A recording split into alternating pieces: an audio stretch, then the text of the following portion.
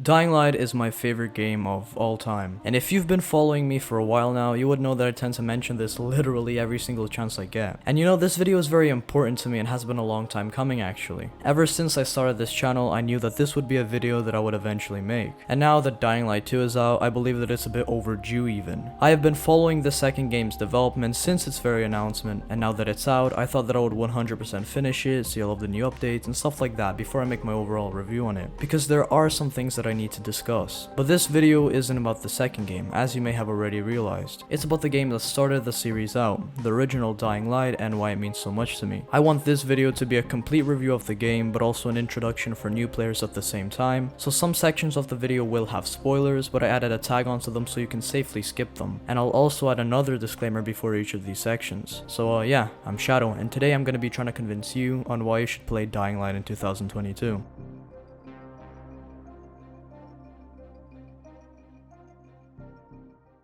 Ah yes, zombie games, a really reflective topic to talk about. They've had a pretty slow uprising but a very quick downfall over the past 20 years. Which isn't surprising, is it? I mean, when was the last time you've seen a completely unique and original zombie game? The genre blew up with the likes of Dead Rising, Left 4 Dead, The Walking Dead, the Red Dead Redemption zombie game thing, whatever. But there are limitations on what you can do with a formula like this, and most games ended up consisting of the same thing over and over, mindless slashing of zombies. Now, there were some games that were a bit more in-depth than this, for example The Last of Us, which focused on survival with limited resources and storytelling, but they still sort of ended up in the same category. Maybe it was because even though they were satisfying in their combat, they lacked in other gameplay departments, most importantly their movement. Most of these games restricted you by letting you play as a character who was almost always on the ground and could barely jump or climb anything. This was probably one of the reasons why they just ultimately got stale after a while. But if we dig a bit into this time frame, specifically into the year 2011,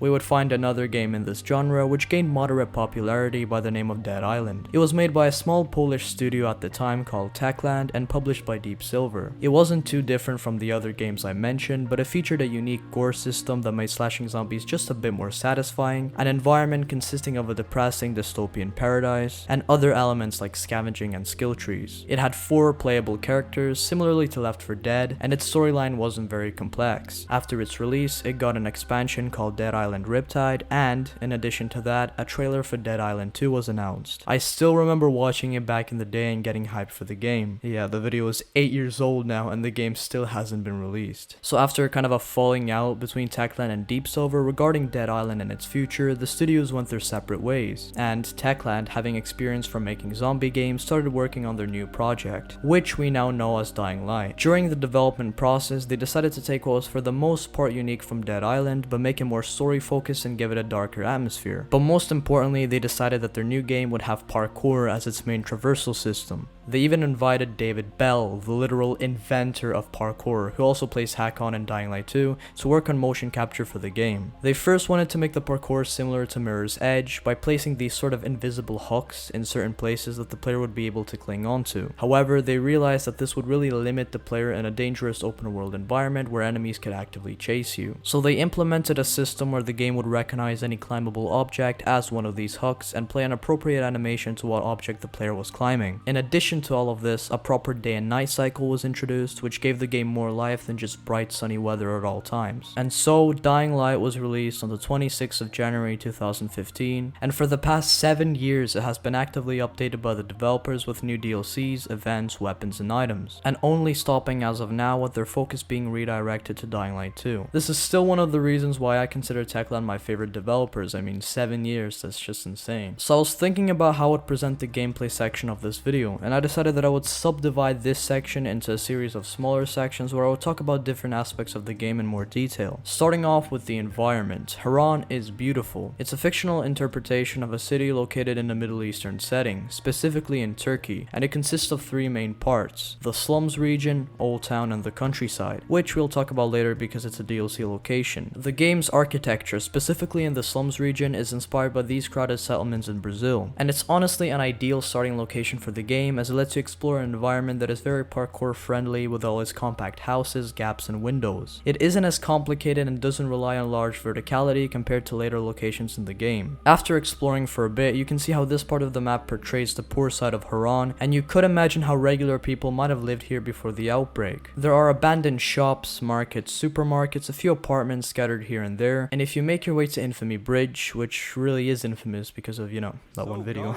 you will find a large amount of cars piled up in one place. This really shows how desperate people might have been to escape out of a place that was quickly turning into hell. And it's little details like this that really give the game more life. Well, or should I say death, because zombie apocalypse. But you get what I mean. The Old Town part of the map, which you unlock as you progress through the story, represents the richer part of the city with its taller buildings and towers, city squares, and cultural structures. It's surprisingly inspired by the developer's location in Wrocław, Poland. This part of the town may seem a bit overwhelming to new players at first, however it can provide one hell of a parkour experience to higher level players, hence why it's unlocked later on. As you explore the city, you'll find a lot of different unique places and how they have been affected by the apocalypse. The streets are totally destroyed and full of corpses, blood, carnage, and of course zombies. Shops and cafes are scavenged by any remaining survivors or bandits with little resources left to work with. And don't even get me started with the big indoor places like hotels, multi-story buildings, or tunnels. The hallways are usually filled with belongings of people who died after being trapped in an awful closed-up environment with dozens of infected. In contrast to this, some locations can be made into safe zones by clearing out the area, securing it, and turning the power back on. There are also objects in the environment that can be interacted with. For example, trash bags, cars, and tarp can be used to land safely on. Spikes can be used to impale zombies on. Explosive tanks, explode, go boom and stuff. And you can also unlock different traps that blind and shock zombies. In general, the atmosphere the game provides, along with the ambience and different effects, is truly astounding. It portrays a miserable, hopeless, but in a way beautiful world in midst of an apocalypse. But that's just during the day. Nightfall, however, turns the tables around as the environment becomes very dark and tense. You double the amount of XP you earn while traveling around at night, and you'll see why. It becomes considerably harder to see with only your flashlight to guide you, and new dangers arise all around the map. It creates a whole new gameplay perspective and adds a lot of pressure into your movements. Spend a night outside, you'll see what I mean. These two different sides of the same game world make it feel more alive and immersive, while also adding new ways to perceive this fictional environment. And if we're talking in technical levels, seriously, this game's graphics were, in my opinion, ahead of their time, and still managed to hold up to games of this generation. As you enter Harran, one of the first things you may notice is how weak Crane is at first. Climbing is slow and has a different animation, your stamina runs out after hitting a zombie like 3 times, and you generally don't have enough skills to work with really. However, as you progress through the story and start leveling up, you will slowly become more powerful and powerful. And it's absolutely crazy to see how overpowered you become at max level. Just take a look at this.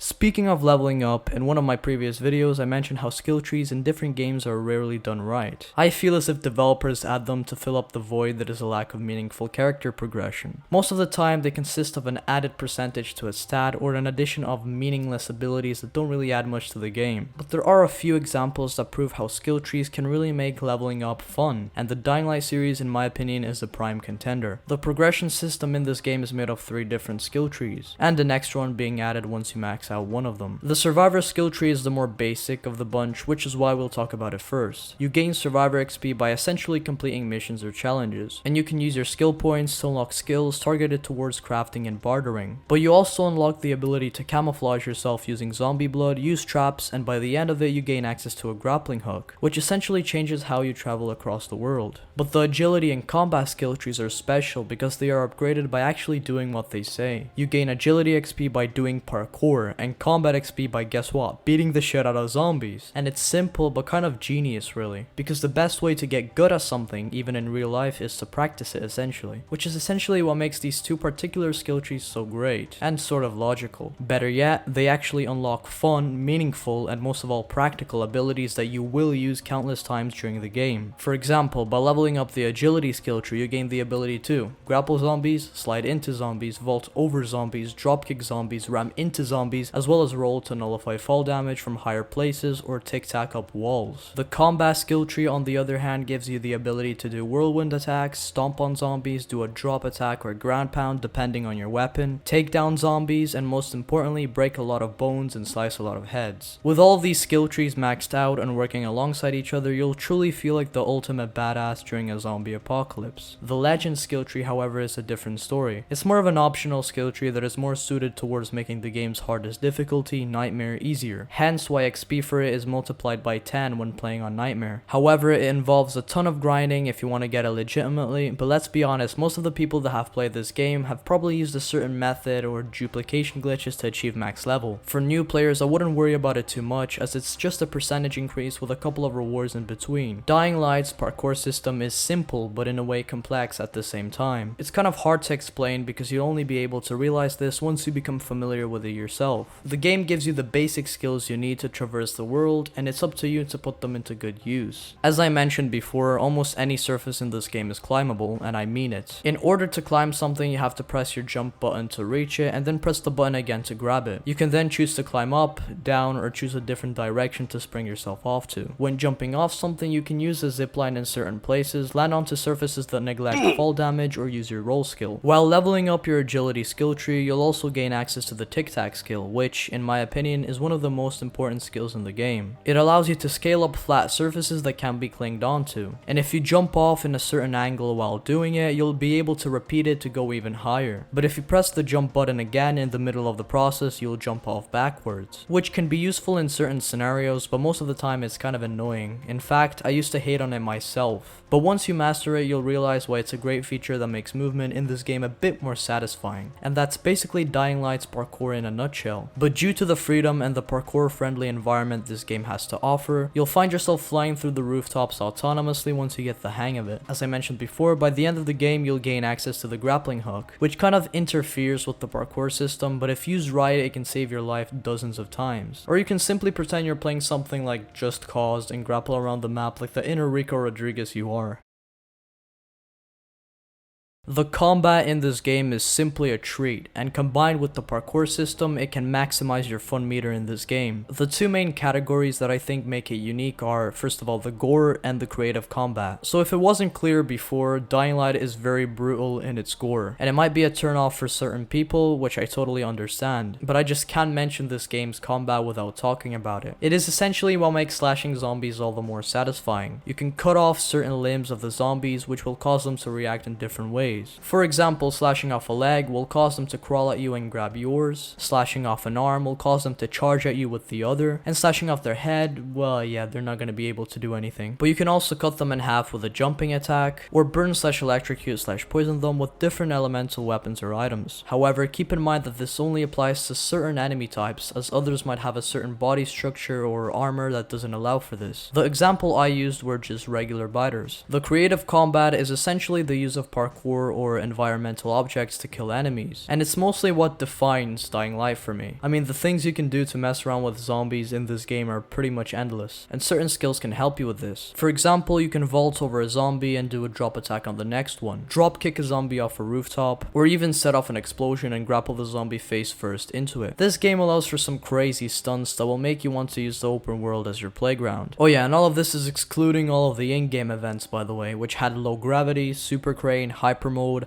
as well as some crossovers with different games. And even if there won't be any new events in the future, Techland has promised to rerun some of the older ones from time to time so new and OG players alike could enjoy them once again. In terms of tools or weapons, Dying Light literally has them all, ranging from common pipes to swords to sledgehammers to rifles to fucking Noam Chomsky and chickens on a stick. There is so much variation in these weapons, and not only that, they also damage your opponents in completely different ways. For example, one-handed one-handed weapons are usually fast and easy to use, while two-handed weapons are slow but deal significantly more damage. Plus, the whirlwind attack and the ground pound is exclusive to them. Sharp melee weapons such as katanas, machetes, or axes slice limbs clean off, while blunt melee weapons like hammers or bats tend to break bones and smash heads. Knives are quick and slice zombies in their own way, and there are also a lot of different ranged weapons as well. Firearms are effective for certain types of enemies, but for the regular zombies you're better off using a melee weapon. Bows and crossbows on the other hand are overpowered, especially with certain types of elemental arrows. Each melee weapon can also be infused with mods that you can craft out of certain materials. They each give you a different additional effect that you can inflict onto enemies, like electricity, burning, bleeding, toxic, and impact. On top of all of this, you will also see your weapon noticeably change as you put mods onto it. It's pretty cool actually. While playing, you'll also stumble upon blueprints for hundreds of different tools/items that you can use, such as firecrackers, potions, shields, a UV flashlight and flares, grenades, molotovs, and tons of others. There are 4 equipment slots available to you, and you can switch between your equipped items very easily, which is especially useful in certain difficult DLCs or PvP. Since there are so many different things you can craft in this game, you'll find yourself scavenging for loot quite a lot while playing. You can enter places such as abandoned shops and look through all the cupboards or counters in search of items ranging from plastic, metal parts, duct tape, cables, electronics. Around the map, you'll also find things that you can open or lockpick.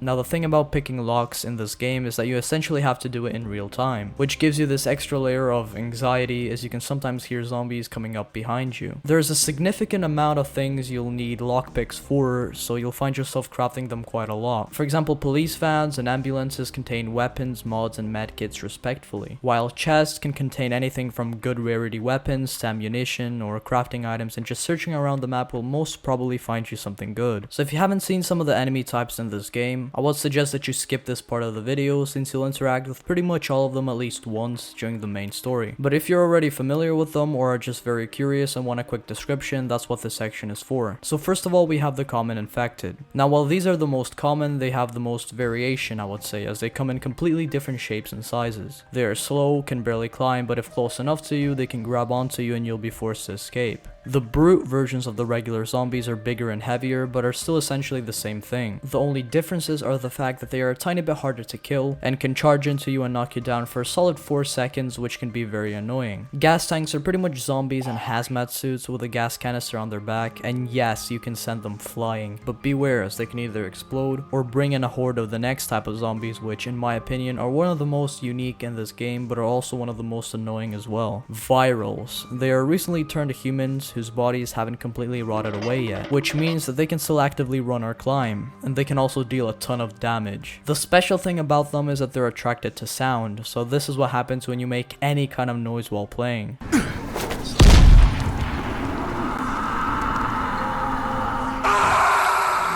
Another great detail is that even though they have turned, they still haven't lost all of their humanity yet, so sometimes when you hit them, they'll beg you for mercy before the virus takes control of them and they become aggressive again. They don't tackle you like they do in Dying Light 2, however, with how annoying they are in this game, I think it's for the better, honestly. Next up, we have the goon, which are these fairly big zombies that carry a rebar with concrete on it, that can be picked up by the player and used as a two-handed weapon. They are easy to avoid as they are slow, but if you want to fight one, good luck being on the ground 50% of the fight, because if you don't dodge their attacks properly, they'll knock you down with every hit. The toad is arguably the most ugly infected, tied with only the next one on this list. I'm shouting because this fucked up infected motherfucker with guts hanging out of his mouth just spit a bunch of toxic snot at me. They are basically the spitter of this game, and they usually stay up on higher places or keep a distance from the player. They fire off this acidic spit from their stomach that explodes and deals poison damage. They aren't hard to kill, but in combination with other zombies, their attacks can kill you very quickly. The bomber is definitely the most disgusting out of all of the infected, as their internal organs are basically exposed at all times. They are pretty much self-explanatory. If they get close to you, they explode, possibly killing you, and leaving you literally drenched in their blood. Oh yeah, and they also attract virals with their explosions. Here's how it looks like in game. The screamers are one of the rarest infected. Long story short, they're basically just zombie children. You can hear them cry from a distance, but when you get close, they start screaming super loudly, stunning you and draining your HP. The best way to get rid of one is to come as close as possible and press the interact key to silence it. The bolter also exists. They are the least dangerous enemies in the game as they don't fight you at all, instead running away instantly when spotted. They provide a lot of XP however, so hunting them down in their feeding grounds at night is a good way to level up. They are also pretty vital to the story, but I won't go in depth into that. The Demolisher is surprisingly not the most dangerous out of the bunch. They are these giant armored zombies that can charge at you, knocking you down, slap you with their giant hands, and throw boulders or even cars at you if you're far away. In their case, using ranged weapons from a medium distance is probably the best way to kill them, as you have to strip off their armor first, whether it's their helmet or their chestplate. And finally, the most dangerous and unique infected in the game is the Volatile. You can only find them at night as they're super sensitive to UV light. They are stupid fast, can spit at you with extreme accuracy, and pounce on top of you in seconds. Even Kyle Crane himself is terrified of these creatures. I mean, this is what he sounds like when you're running away from them. If you want to avoid them, you can use your survivor sense to maneuver around the map at night, but beware, they are literally everywhere. If they spot you, this triggers a chase that has up to 4 levels of danger. The longer you keep going, the more of them come after you. The only ways to effectively fight them is to either shine a UV light in their face and finish them off, or throw down a UV flare and hope for the best, I guess. There are also 2 types of volatiles. The regular version, which looks like this, and the evolved volatile, that is more resistant to damage and is overall stronger than the regular one in almost every way. Apart from the infected, this game also has human enemies, such as bandits and Rise's thugs, as well as some other one-off fights during the main story and certain side quests. There isn't a heavy emphasis on human combat in this game, which is one of the better changes in the second game. They somehow seem to have ideal deflecting skills no matter what. They throw unlimited shurikens or knives at you and keep repeating the same lines over and over again. And I thought I was alone when I hear this noise. Not a very fun time usually. Dying Light's side quests are heavily underrated in my opinion, and even though there are a fair amount of basic fetch quests like in any game, most of them tend to deliver entertaining and fulfilling short stories, while also setting the background of how the remaining survivors of Harran live. Some of these stories consist of several side quests, and by the end you're really curious to see what happens. In their usually short durations, they still somehow succeed in developing these minor characters. If you want to take my recommendation and play a few of the ones that really stuck to me were Mother's Day, which is one of the first ones you unlock and has become a classic in the Dying Light community. If Mama ain't happy, nobody happy. Tolga and Fatine's questline, of course, which continues into the following DLC, and Ascend Over Flesh, a heartbreaking tale also from the following. The only critique I have towards NPCs in this game is that they have very similar faces, and it's quite noticeable. Other than that, I have nothing else to say about the side quests without spoiling anything, so you'll have to play a few of these yourself to understand what I mean. Around the slums and Old Town, you can also find a lot of things to do if you're either finished with the main story, or just want to explore Harran in your free time. First of all, as I mentioned before, you can activate safe zones all around the map. It's a pretty satisfying activity, but they're also incredibly useful for any time you need to get somewhere where enemies cannot get you. In each of them, you also gain access to a bed where you can skip to day or night, a personal stash where you can keep an unlimited amount of weapons or change your skin, and often you'll have a trader from which you can buy anything you need, including weapons which scale in damage based on your survivor rank. As well as this, you'll find parkour or combat challenges, which are a great way to earn XP, random encounters that can earn you certain rewards, protection quests where you can help to guide different strangers through the dangerous environment. These would be more fun if the goddamn NPCs could move faster. Jesus Christ, hurry up, Jerome. As well as other miscellaneous activities such as hunting for bolters at night, finding different herbs for potions and such, scavenging, finding collectibles and blueprints, and most importantly, just having fun exploring, killing zombies, and parkouring like a madman. Before I start talking about the story, I want to give an honorable mention to the soundtrack, because I honestly think that it's a great touch to the game which makes it even more immersive. It sort of has a certain style to it which is very fitting to the game, and you'll notice this if you listen to a few of the tracks. Everything from the main menu theme to the ambience in the background while you're roaming around is just incredible. I think the artist Paweł Blaszak did a great job with simulating a hopeless, dying world in the form of music. Here's a few of my personal favorites.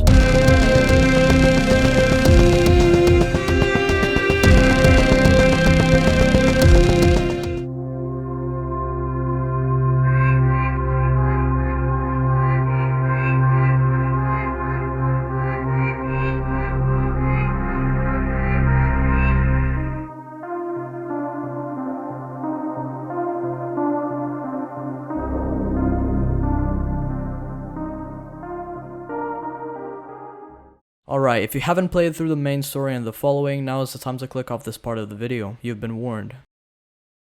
Oh, you're still here. Oh, okay. Yeah, the game was like $12 on sale, man. Please, just play the game already, man.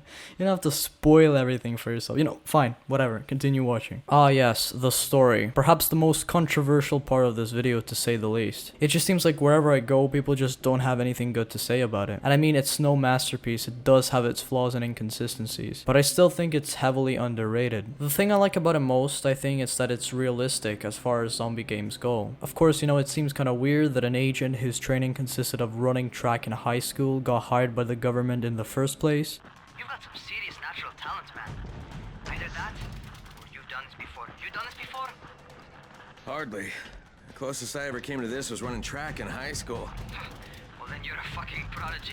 But most of the time you can look at the narrative and say, yeah, I could really see this happening, or that's exactly how I would act in this situation. There are a few action-packed moments in between, but fundamentally it doesn't try to be over the top. In fact, it's exactly the other way around. It's very down to earth in terms of events that happen during the story. There aren't as many moments that are too bizarre to the point where you're just not fully understanding what the hell you're sitting through. The pacing is satisfying and doesn't rely on dealing with non-existing problems. I don't know, maybe I'm biased, or maybe I'm just bad at reviewing storylines, but I really did and still do enjoy this game's story even with its flaws. It delivers a simple but sweet experience that you'll enjoy, but for the most part it's still overshadowed by the gameplay, of course. Kyle Crane may come off as bland or questionable in his motives at first, but as the story progresses you get to see him go from a person who blindly follows orders to someone who has their own motives. During certain events he begins actually showing emotion or just being a total badass. What the fuck kind of humanitarian outfit are you guys? And for that matter, if this project file can save the world, why keep it a fucking secret? We're not paying you to be insubordinate, Crane. Get this done.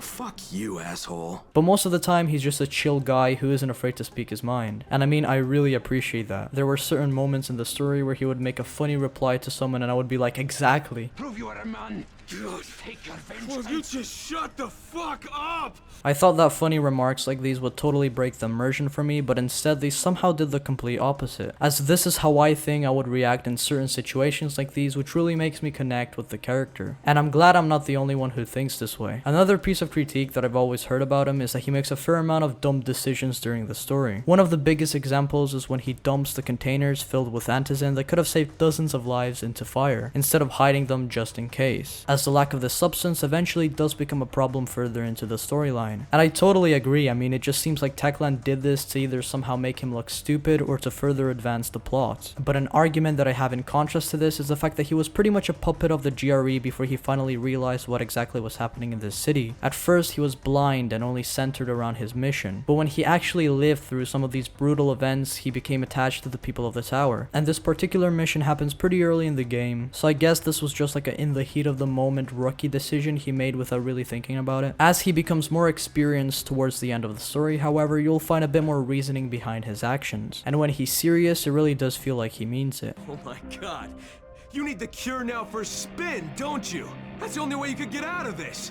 Try to convince everyone you were working toward a cure the whole time. But at other times when he's not, he'll still have this like sarcastic tone to a lot of things that he says, which really makes certain events, especially side missions, just a bit more entertaining.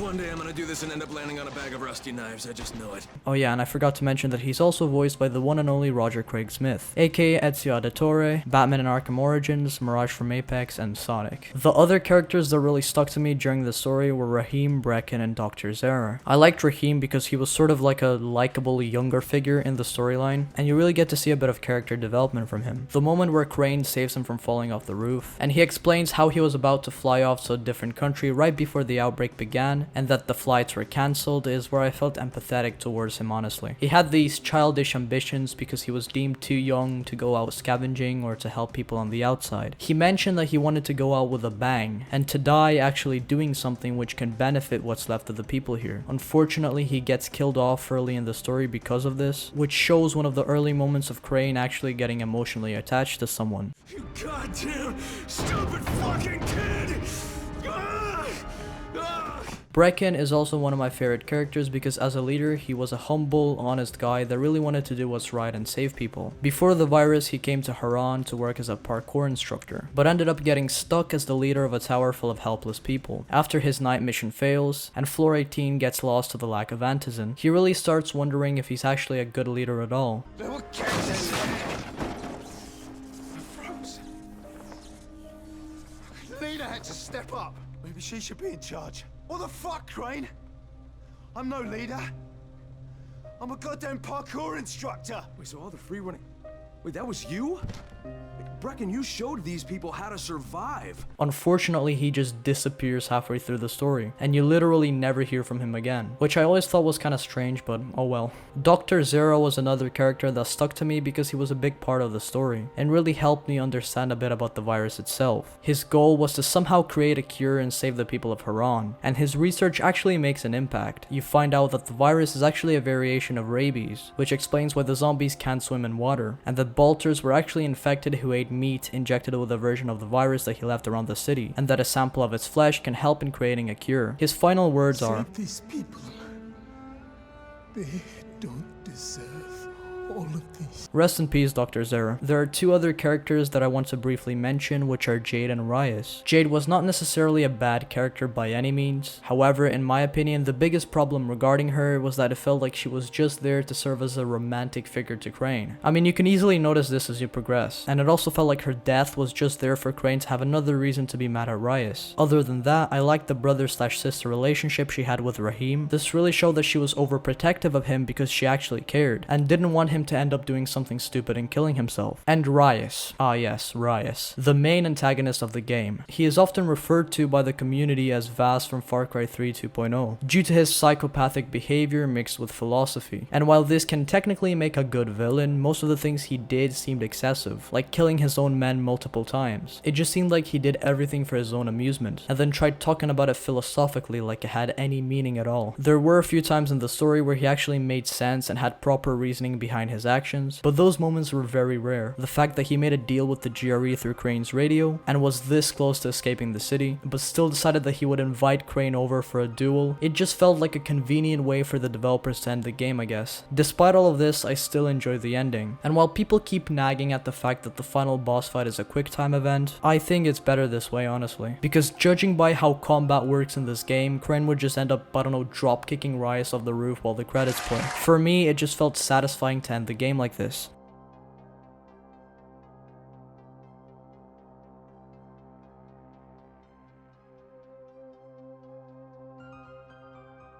The following continues off the story as Crane travels to the countryside in search of a serum that can apparently make people immune to the virus. It starts off pretty simple, but later on it really sticks to landing, with Attila's mission and its twist ending, the granary and lighthouse, and most importantly, meeting the mother. The multiple endings was also one of the first times Techland started experimenting with multiple choices in their games, which eventually carried over to Dying Light 2. But we all know that Crane turns into the Night Hunter canonically, right guys? Right?